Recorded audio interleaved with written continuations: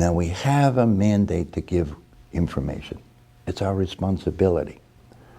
But we have to give it in relationship to the feeling state. We have to be judicious about our using and giving information. And if we don't pay attention to the feelings, we're not going to be effective.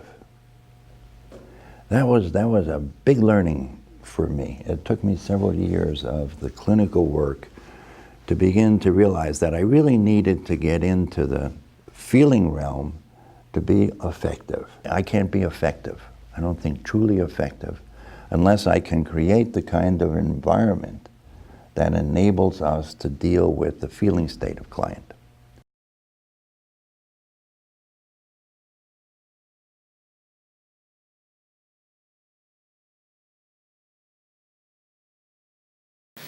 For a long time, I haven't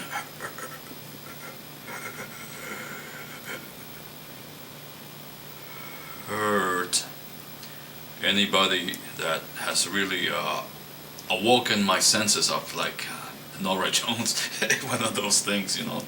She's, but yeah, and I know this girl who actually